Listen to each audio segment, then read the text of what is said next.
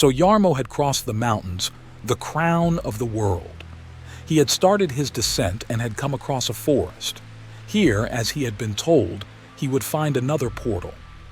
Then he would get to the Silver Lake, which he thought he had seen from a distance.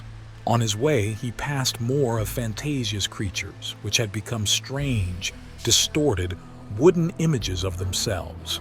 And he wondered what else was behind it, just as he wondered what leitmotifs were in the book, The Neverending Story. First of all, let's look again at the principle of the hero's journey. I already mentioned that the Neverending Story is a twofold hero's journey. These two hero's journeys are also intertwined. If we look at them separately, we first see Atreus' hero's journey, which makes up the first part of the book. There is an emergency situation and Atreus is asked to find a cure for the childlike empress. He has to overcome obstacles and receive supernatural help, for example from the ancient Morla or later from the Southern Oracle. He meets many helpers such as the gnomes Engibuk and Urgel or Falkor, the luck dragon. The story progresses to its lowest point. Atreus seems to have failed and almost all of Fantasia is destroyed. But that's not the case, because his hero's journey has attracted Bastian, who is Fantasia's savior. The moment Bastian is asked to give the childlike empress a name, Atreus' hero's journey is over. Sometimes we speak of an elixir as the item that the hero of such a journey is supposed to find. Bastian is this elixir. Then let's take a look at Bastian's hero's journey. We first learn a lot about his world and his living conditions before he receives the call to adventure by giving the childlike empress a name. At first he hesitates, but then he gives in and his journey through Fantasia begins. He also gets helpers on his side, for example in the form of Atreus, and he also receives supernatural help, for example through the sword that he receives from the fire-liken Graograman. More than Atreus, Bastian's hero's journey becomes a journey of temptations. He wants to become the most powerful being in Fantasia and be the childlike emperor. When he fights against his former friend Atreus, his hero's journey has reached its lowest point. He has to transform himself in order to ultimately receive his elixir, which in this case is really an elixir, the waters of life, that will help him and his father. Since this all looks very technical, the question arises, did Michael Ende plan it this way? And the clear answer must be no. In an interview on a television show with the German presenter Joachim Fuchsberger, Ende describes how he started the Neverending Story. The first thing he wrote was Atreus' ride on the luck dragon. Ende was not a planning author. At the beginning, he had a sentence about what the story should be about. He then started writing without knowing where the journey would take him. For example, this also meant that the entire book project had to be postponed by a year because Ende still hadn't found a suitable conclusion. But don't we see the pattern of the hero's journey in this story? Yes, but how did Joseph Campbell, who wrote down the principle of the hero's journey, develop this principle? He looked at various mythologies that resonate particularly well with people's feelings, and these mythologies were written without the authors knowing the principle of the hero's journey at the time. Michael Ende adopted the concept from his gut feelings. He wrote the story that way because it felt good to him, not because a rigid principle demanded it. In addition, he sometimes deviates from the concept quite significantly. According to the principle of the hero's journey, for example, the hero would initially reject the call to adventure. Atreus is disturbed by the call to adventure in an important task, but when it's explained to him what is at stake, he sets out on his journey without hesitation. What's more, Bastian's hero's journey only takes on particular importance through the first part of the book and Atreus' adventure. Like the two snakes depicted in the book biting each other's tail to form an oval, the two journeys belong together. Conversely, Atreus' story only works half as much without Bastion's adventures. We have the nothing as a threat that is averted, but the meaningful depth only comes through Bastion's experiences. And that's also a big problem with the first film. Without the continuation of the story, it all just seems like write another fantasy story. Since the hero's journey is now used as a formula for writing stories or scripts for films, it would be good if more authors dare to deviate from it. Because a scaffold is just a scaffold, or perhaps in this case it should be called a skeleton. But it depends on what meat is attached to the bones. Apart from that, Joseph Campbell, who started this thing about the hero's journey altogether, had a few very strange views that I personally find quite creepy. If you're interested, there are essays on it on YouTube.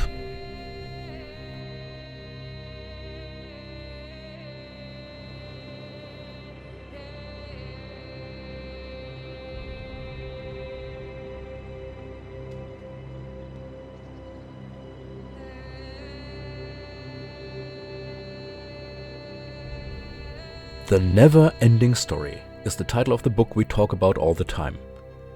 But if it's a book, it has a beginning and an end, right? And if there is an end, how can a story be never ending?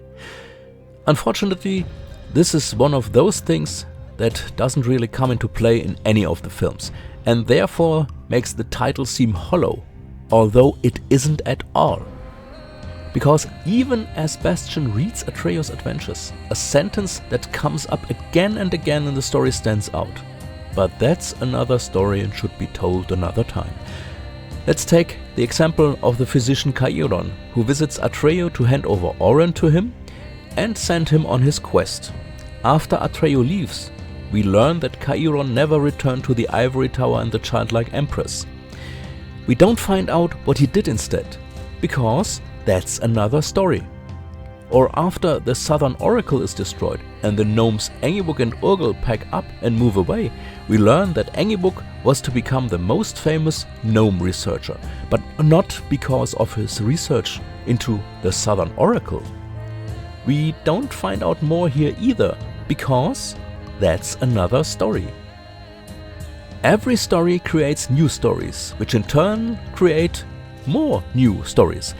And if you look closely, this happens in literally every story. Michael Ende recognized this and made it the core concept of the book.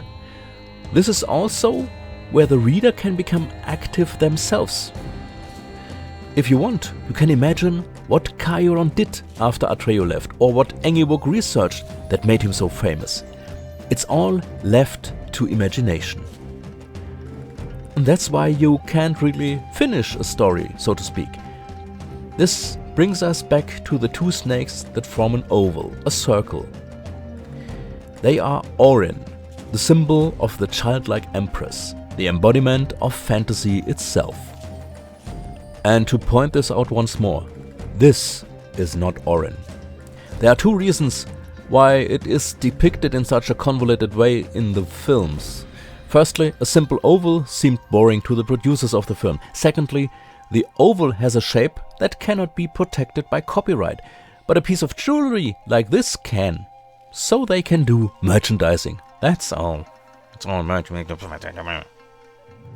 But back to the book. We notice a few special features. If you have the correct edition, the text is printed in two colors, red and green.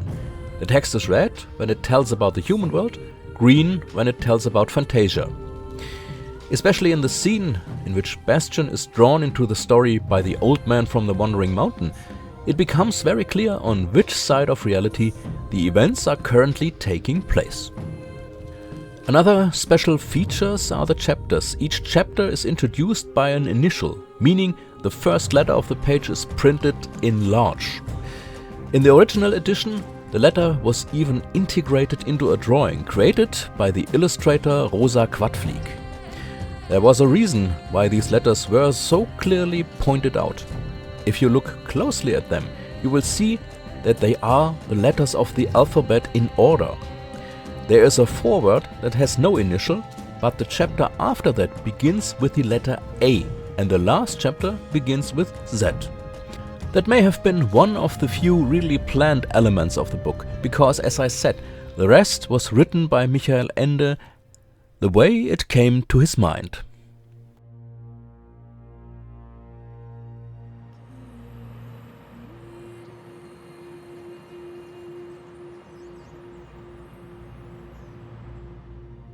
Under normal circumstances, a book traditionally has one main character. The Neverending Story has two, Atreyu and Bastion. Is that so? No. Because if we look closely at the story, we see that they are two versions of one person. Bastion is the boy in the real world, and Atreyu is the version he would like to be. Metaphorically, this is about the reader trying to identify with the main hero of the story. This becomes particularly clear when Atreyu has to go through the magic mirror portal at the Southern Oracle. The mirror is supposed to reveal his true inner self, and Atreyu sees Bastion in the mirror, who is reading the book The Neverending Story in the attic of his school. That's why in the end it is Atreyu who is allowed to take the right to keep Bastion's memories when he has forgotten everything because of Orin. Bastion also misinterprets the inscription on Orin, "Do what you wish." He interprets this in the form that he can do anything without any limits. Only late in the story does he learn that he must find his true inner will. He already gets a clue in the Thousand Doors temple. He wanders aimlessly through the temple and can't get out because he doesn't know where he's actually want to go. Only when the desire to see Atreyu again awakens in him does he get the direction and can leave the temple again. This episode is symbolic of his entire journey through Fantasia, which he can only leave after he has found his true wish. He discovers this true wish when he visits the Lady Ayola in the changing house. He wants to be able to love, and specifically his father. Since the death of Bastion's mother, he has become cold and emotionless. All the other wishes, that Bastion is slim and strong and can take on all of Fantasia's monsters, disappear in comparison to this wish. It is also the wish that brings him back to the real world. By the way, in the first film the inscription on Orin was changed. We don't find out about this in the film. But on the merchandise, yes, they had this sentence printed on merchandise. And the phrase here was, "Do what you dream." Ende rejected this translation because it contradicted the part of the story in which Ende warns not to lose oneself in the realm of fantasy. It's not about fulfilling a dream. That's exactly what Bastion does at the beginning of his journey through Fantasia, and it doesn't go well for him at all. It's about finding your own true wish. So it's not do what you dream, it's do what you wish or do what you want. This is a nice metaphorical example of how an adaptation of a work can become superficial. It's just a word, but it changes everything. Here too, the producer's idea was that the quote, "do what you dream" would be easier to market. But dreams are not real.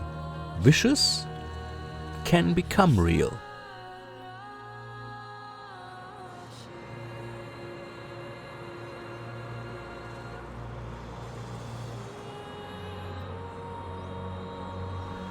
Visually, the nothing was a challenge for the film.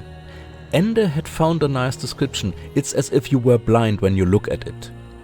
Nothing dissolves Fantasia on purpose. There are people who want to destroy the world of imagination. What is dissolved by the nothing in Fantasia finds its way to the human world, albeit in new form, as a lie. The lie changed Fantasians, perverted ideas, confuse people's senses through clever manipulation, and serve to exercise power over others, using unfair methods. In this way, the human world and Fantasia influence each other. Ideas, wishes and dreams degenerated into lies make the human world sick. And because of that, people turn away from Fantasia and ultimately even deny its existence. But this is precisely what leads to Fantasia sinking into the nothing, and further lies are being created. It's also the reason why no child has come for so long. People have lost faith in the world of fantasy. That was one of the starting points from which Michael Ende began writing. That was the situation in the 1970s. Fantastic stories were branded as pure escapism that one could not indulge in. After all, it was then that we saw the first major crisis of civilization after the Second World War, the Cold War, the constant threat of nuclear annihilation, the oil crisis, the upcoming climate crisis, and so on and so on. Apparently, there was no room for imagination here, but Ende resisted that. But the situation is now different. Is the nothing still a threat to Fantasia, like it was back then? Aren't these fantastic stories celebrating their triumph with something like Lord of the Rings or Harry Potter? I think I'm slowly approaching the problem.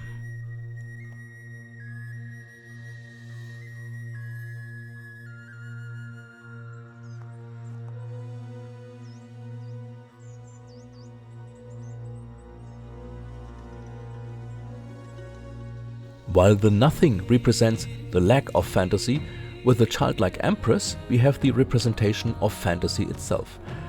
One could also say that the childlike empress embodies fantasy. This also makes it clear why Bastian and those who tried before him could never have become childlike emperor. He is still a living being, but the childlike empress is the embodiment of a concept.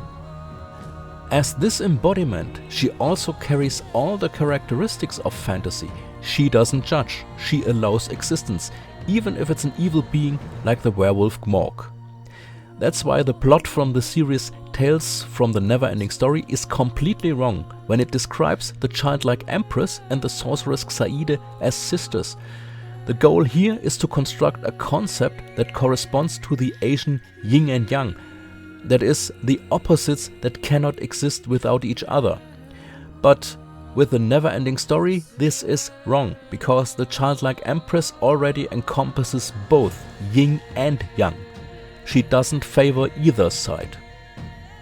And that's what Ende wanted to express. Fantasy is generally neither good nor evil, it is both. It depends on what people do with their imagination. If Bastian had become a childlike emperor, he would have pulled the imagination in a certain direction, in his own direction. He would have been in absolute control of fantasy, and that wouldn't have worked. This is also the reason why the childlike empress resides in the Ivory Tower. Ivory Tower is a euphemism for a place that is completely secluded and removed from the world. If someone seems to have lost all understanding of human society, they are often accused of living in an ivory tower. But the childlike empress has to live there, because imagination is just a concept that is removed from the world. Only through people's use of imagination and fantasy does something real come into being. And the contact with her environment is the sign of the empress, Orin. Now we live in times where fantasy is severely abused. People are led to believe in dangers that do not exist or are not that bad, while real dangers are downplayed. We even have many people who would like to be childlike emperor or childlike empress and want to dominate the fantasy of all people all over the world. Back then, there were people who wanted to simply destroy fantasy with the help of the nothing. Today, they want to twist the imagination and use it for their own twisted purposes.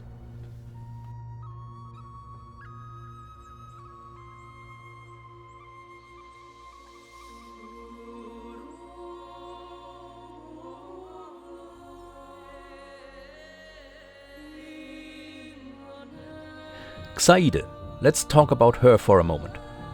As noted, she's not the yang to the childlike empress's yin.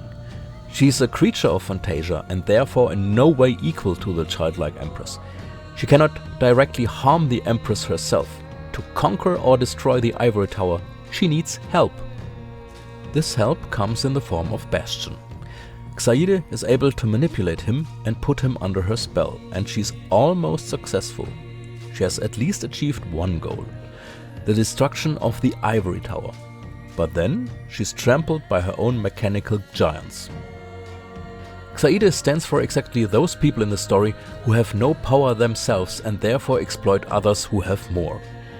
In the second film, it is described that Xayide's giants are hollow and therefore she is the master of the emptiness. If you want, you can read this in the book as a hidden hint of the Nothing trying to regain power through Xayide. And then it ends as it so often does. When a henchman has outlived his usefulness, he or she is killed by his or her own people. The fact that Xayide is trampled by her own giants can be seen metaphorically here. And to put it in the words of the Neverending Story, Xayide's story is over.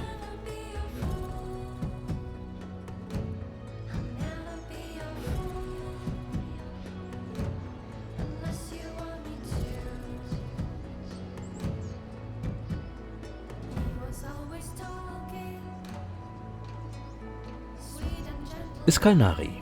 They are the one who give Bastion a valuable lesson on the way out of Fantasia. He comes to their city because he has an awakened desire to be part of a community. The Iskalnari represent this community at its extreme. There is no I in their language. They always talk about we. They maintain their community by being so completely like each other that it takes no effort for them to feel like a community. There is simply no way for them to argue or disagree with each other, because neither feels like an individual. You don't have to overcome differences to feel harmony with one another. Even when a member of their community dies, they feel no sadness. For them, no one is missing, because the individual has no importance for the community. Everyone is replaceable. In their community, there is harmony, but no love, because this only exists between different and therefore irreplaceable individuals. This is very reminiscent of extremist worldviews that we see more and more today. The individual, for example, having a different taste, a different orientation, or a different identity, is increasingly frowned upon and torn towards a collective idea.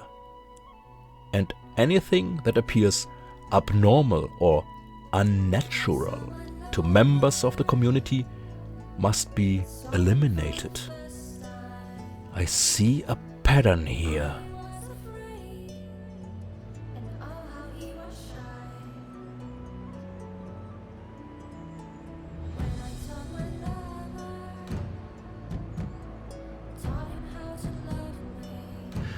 Zugzwang. I just heard that this word also exists in English. It comes from German and describes a situation in the game of chess.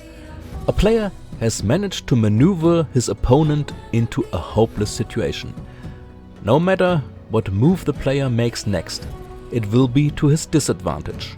But according to the rules of chess, the player must make a move.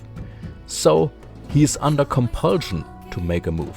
And that's what the word Zugzwang means, compulsion to move.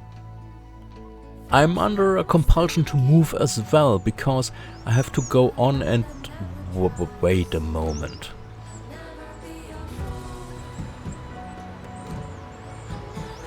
Oh, okay. This must be the Portal of Laughter. Huh.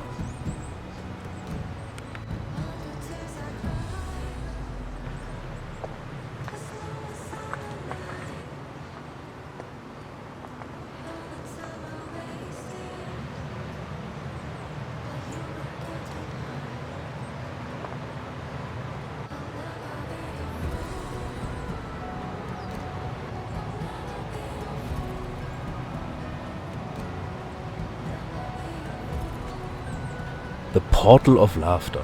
Strange. I expected to notice something when I walked through the portal, but there was nothing. But on the other hand, it was a portal with a laughing face. Interesting, because I wasn't promised anything at all.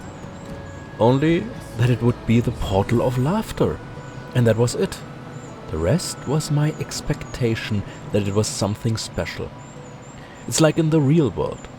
The message is made by the receiver of the message. And some are masters at formulating a message in such a way that certain expectations are raised without them being directly stated.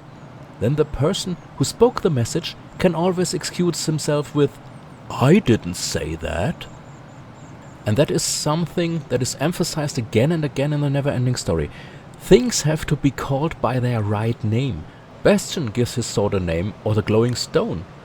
Calling a spade helps curb lies. According to Ender's opinion, the correct name gives a thing or a person its true reality. To misname something is to lie, to deceive, to manipulate, to develop intentions in a world that should be without intentions. It is not enough that Bastion just enters Fantasia. He has to return to the limitation of his everyday reality in order to make his fellow human beings understand the connections. He must not allow himself to be seduced by the intoxication of fantasy, which awakens in him the desire to dwell in his fantasies and thereby forget the physical reality of his life. Now I realize it. The adult-like Empress didn't just mean adaptations of media into other media, which Fantasia threatens today. It is also the shift in the meaning of words. They are adapted to save a purpose, to trick and deceive.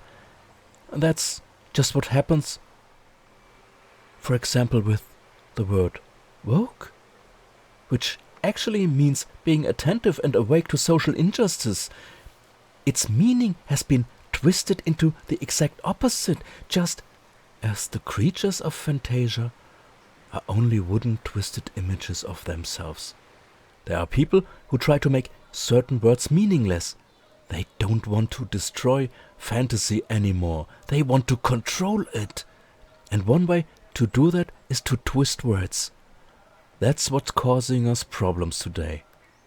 With this knowledge, I should now have to return to the human world. This raises the question, is Michael Ende also a traveler to Fantasia? The answer is yes and no, because we meet him in the story itself. Michael Ende is the old man from the Wandering Mountain who writes down the events that happen in Fantasia. The author himself gives us the most important clue to this, as the old man greets the childlike Empress with the words, "The beginning comes to the end." The end. End, as in German, Ende. Like in Michael Ende.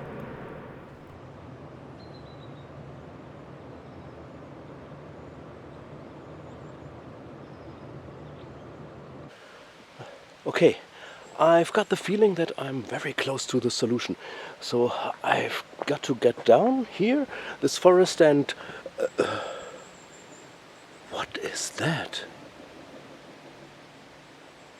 It's another lake. What did the adult-like Empress say? Not all is gold that glitters. And you will find the lake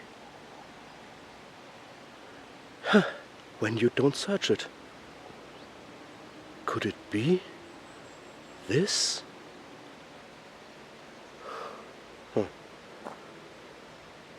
Well, there's only one way to find out.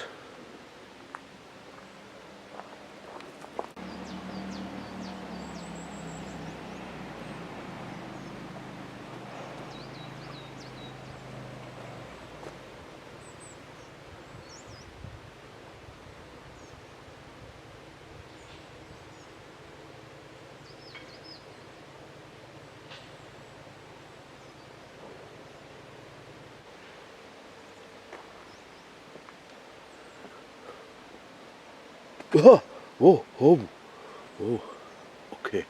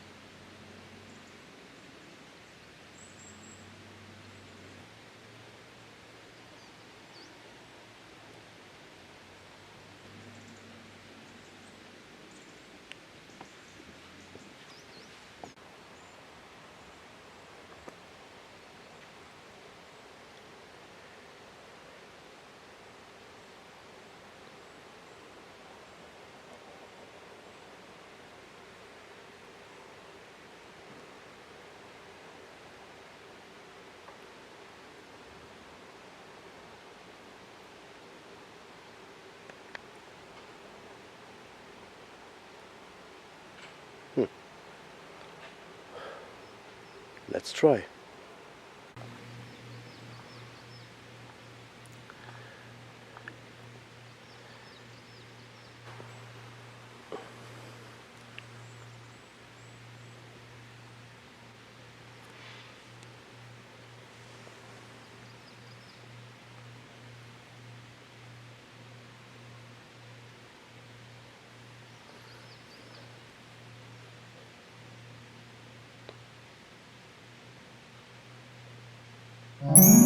As soon as the pendant touched the surface of the water, everything around Jarmo seemed to dissolve into waves, and he found himself without transition in an environment in which everything seemed to be frozen into ice. I'm starting to repeat myself, but what? Where am I? This is the coldest place in the realm of fantasy, the Ice Palace. Adult-like Empress, Edda, you're here too? Where can I find you? Of course I am here. Just follow my voice and you will find your way out. I have been waiting for you to come. And why this Ice Palace? This is the place where thoughts take form. First they are like mist, then they become water, then they have to solidify and become ice. In the next step, they come to life. And you had some very good thoughts. That's why I'll give you another thought for your journey. Oh, and what is that? You have discovered what threatens the world of fantasy. You're already doing a lot to spread the imagination. You introduce people to stories they may not yet know and how they relate to the real world. But do you know the places in the world of reality where you get so close to the world of fantasy that you can even touch it? Huh? Such a place exists in the real world? Yes, and you have already visited this place. It is the place where you can meet characters from several stories and experience many exciting hours. And when things go well, a place like this inspires others and the imagination spreads. Wait, you mean something like a fairground or a theme park? If it's a good place, it can spread the imagination further, but if it's not a good place, you'll only see cynical exploitation of ideas there. I give you a coin that will take you to a place of fantasy and joy. But be careful. It's not about simply introducing this place. Show the path that inspiration and imagination has taken over centuries, up to the present day. But that can't be done within one episode. No, of course not. Well, you know, this is why this is called the Neverending Story. Don't you understand? Oh yes, I understand. Okay. You don't have to ignore the other stories because of this. Just include this special story. I will do as you wish. Now, what about this coin? Open your hand. And attention.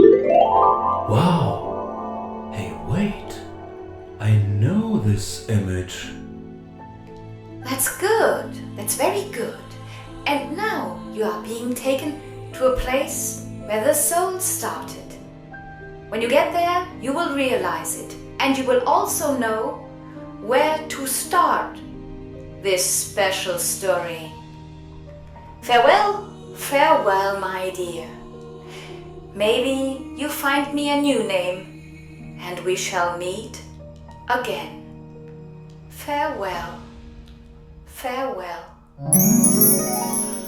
Ah, great. I'm in the forest again. But at least it seems I'm back in the real world. But where am I exactly? Wait. Yeah, that's it. My smartphone. My smartphone can determine my position. Now let's see. Black Forest? Waldkirch? That's it! I know where this is going to take me. Jarmo had had the right inspiration and he knew where the journey should take him. But that is another story and will be told another time.